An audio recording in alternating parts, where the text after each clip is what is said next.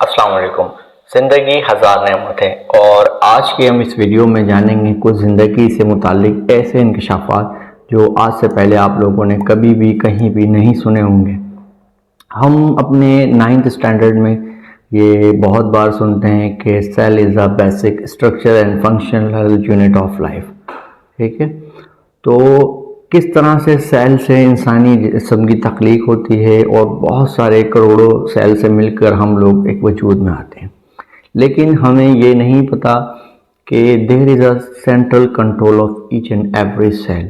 हर cell के अंदर एक ऐसा कंट्रोल मौजूद होता है जो उसे ऑपरेट करता है, उसे ऑर्डर्स करता है, उसे कमांड्स करता है।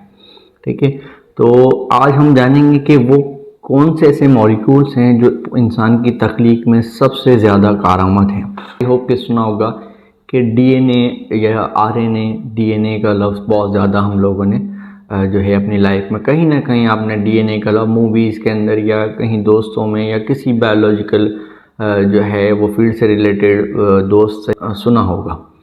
तो डीएनए होता क्या है, डीएनए मौजूद कहाँ होता है, डीएनए होता कितनी क्वांटिटी में है जिस्म के अंदर मौजूद, इन सारे हक़ाइक़ को जानने से पहले मैं बहुत सारी रिसर्च के गो थ्रू हुआ जब मैं जो है डीएनए से रिलेटेड जो है वो मालूमात हासिल कर रहा था। पर एक उसमें से रिसर्च से रिलेटेड मुतालिक एक मैंने आर्टिकल देखा जो कि बेहद हैरानकुन था, जिसे पढ़ के मैं बहुत सरप्राइज्ड हो गया। उसकी मैं थोड़ा सा टाइटल लाइन आपको बता दूं कि उन्होंने अपना आर्टिकल किस चीज़ से रिलेटेड करके और क्या उनका टाइटल लिखा था जिसने मुझे अट्रैक्ट किया कि मैं उनका आर्टिकल पढूं। और जब मैंने वो आर्टिकल पढ़ा और मुझे वो इतना इंस्पायरिंग लगा कि जो मैं आज आपसे उस आर्टिकल का जिक्र कर रहा हूँ। तो उस आर्टिकल का जो ऑथर था उसका नाम था एंथोनी साहब ने जो अपने टाइटल जो है आर्टिकल्स के टाइटल के अंदर जो उन्होंने लिखा था वो ये था कि हम सब के पास इतना डीएनए मौजूद है कि अगर उसे हम ज्वाइन करके यहाँ से सूरज तक चले जाएं और उसके बाद फिर वापस आ जाएं और इसी तरह से हम तकरीबन 300 चक्कर सूरज से लगाते रहें तो भी हमारे पास डीएनए ख़त्म नहीं होगा। अब हमें पता है बायोलॉजिकल दुनिया में जब कोई ऐसी अमेजिंग बात करता है ना तो वो थोड़ा सा ज़्यादा अट्रैक्ट करती है, क्योंकि एक बायोलॉजिकल वर्ल्ड का एक रूल होता है कि if you give any statement you have to justify them. अगर आप कोई बात कहते हैं तो आप उसकी वजाहत भी करनी पड़ेगी। तो कंप्लीट आर्टिकल मैंने अपनी डिस्क्रिप्शन में दिया है, आप लोग कंप्लीट आर्टिकल भी गो थ्रू कर सकते हैं कि उसमें ऐसी क्या क्या चीज़ें थी। तो उन्होंने जो एस्टिमेट किया कि तकरीबन ह्यूमन बॉडीज़ के अंदर 3 बिलियन से भी ज़्यादा सेल्स होते हैं और हर सेल्स के अंदर डीएनए मौजूद होता है।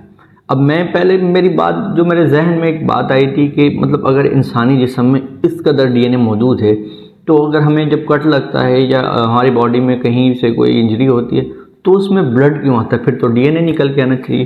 क्योंकि अगर एक इंसान में इस कदर जो डीएनए मौजूद है तो फिर वो जाहिर भी होना चाहिए। कभी हमने ऐसा नहीं देखा कि किसी को कट लगा हो तो ब्लड की जगह डीएनए आ रहा हो। अगर वो कहीं मौजूद है बॉडी में तो वो कौन सी जगह है। तो बेसिकली जो डीएनए है ना वो एक सेंट्रल मॉलिक्यूल होता है जो सेल के बिल्कुल सेंटर के अंदर मौजूद होता है और ये एक नेचर ने इसको बहुत ही वेल ऑर्गेनाइज्ड किया है। और जो है तकरीबन ह्यूमन बॉडी के अंदर 3 बिलियंस जो है वो सेल्स मौजूद होते हैं और जो कि वो डिप्लॉयड फॉर्म में होते हैं, यानी कि अब उसके डबल फॉर्म में होते हैं। अगर उसको हम डिवाइड करें 2 से तो 6 बिलियन सेल्स होते हैं और हर एक के अंदर जो है वो एक बहुत ही वेल ऑर्गेनाइज मैनर्स के साथ वो कॉम्पैक्ट होता है। अब उसकी ऑर्गेनाइजेशन ऑफ सेल्स हम डीप में आपको नहीं बताएंगे, सिर्फ हम आपको एक ओवरव्यू दे रहे हैं कि इंसानी तख्लीक करते हुए अल्लाह पाक ने जो डीएनए को किस तरह फ्रेम किया है इतने टाइनी सेल्स में, इतने छोटे सेल्स में जो बज़ाहिरी आँख से हम देख भी नहीं सकते और महसूस भी नहीं कर सकते। उसको देखने के लिए भी हमारे पास माइक्रोस्कोप होनी चाहिए। माइक्रोस्कोप के अंदर भी फिर हम उसकी इन डिटेल कंपोनेंट्स में जाते हैं तो उसकी सेंट्रल मॉलिक्यूल से जानने तक के लिए हमें मॉलिक्यूलर लेवल पे उसको स्टडी कर। तो इन सारी चीज़ों को मद्देनज़र रखते हुए जो हमारे जहन में एक बात आती है कि हाँ डीएनए का फिर फंक्शन क्या होता है, करता क्या है। मतलब अगर चलो इतना डीएनए मौजूद भी है, इतने सेल्स के अंदर ये मौजूद भी है, तो इसका फ़ायदा क्या है। तो DNA basically all the information of the organisation of the body, इंसान की तख्लीक के अंदर जितनी भी मालूमात ज़रूरी होती है, जितनी भी चीज़ें दरकार होती हैं, वो तमाम कोडेड होती हैं उस इंसान के डीएनए के अंदर। जिस तरह से आपने बहुत बार सुना होगा कि कुछ बच्चे ऐसे होते हैं जो मदर साइड से मतलब रिजेंबल करते हैं, कुछ ऐसे होते हैं जो फादर साइड से रिजेंबल करते हैं, कुछ आधा फेस हमारे जैसा होता है, कहीं पे आइज़ जो हैं फादर जैसी होती हैं। तो ये जो कॉम्बिनेशन बनता है, ये सारी इंफॉर्मेशन कोडेड होती है उसकी हेरिडिटी मटेरियल, जिसको हम डीएनए के नाम से जानते हैं।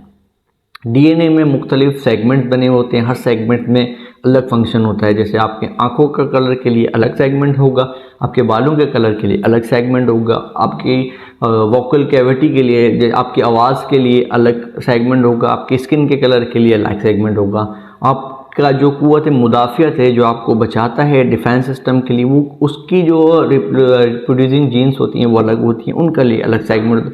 तो हर एक फंक्शन के लिए डिफरेंट सेगमेंट्स बने होते हैं। इंपॉर्टेंस क्या है कि अगर उस जीन्स के अंदर 0.1% यानी कि अगर फॉर एग्जांपल उस जीन्स के अंदर करोड़ों सेल हैं, यूनिट्स हैं, उन करोड़ों में सिर्फ एक के अंदर भी चेंज आ जाता है ना, तो उसकी रिजल्ट में क्या होता है कि हम बहुत बड़ी बड़ी डिसऑर्डर्स, बीमारियों से जो है वो सफ़र कर रहे होते हैं। जैसे सिकल सेल एनीमिया हो गया, या किसी एक जीन्स के अंदर हो जाए तो थैलेसीमिया की बीमारी है, और बहुत सारी ऐसी जो है वो जेनेटिकली इनहेरिटेड डिसऑर्डर्स हैं, जैसे कि डाउन सिंड्रोम है। तो इन चीज़ों से हम सफ़र करने लगते हैं।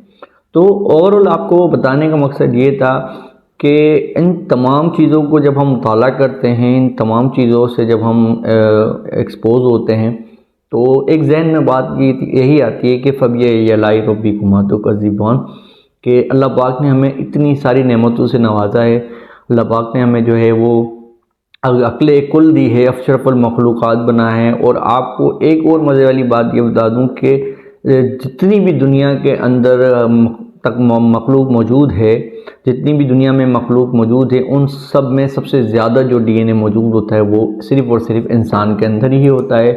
और जो है वो सबसे बड़ा जो जीनोम होता है वो इंसान का ही होता है। तो अल्लाह का हर नेमत के लिए शुक्र अदा करते रहना चाहिए और अपना और अपनों का ख्याल रखना चाहिए। जज़ाकल्लाहु खैर।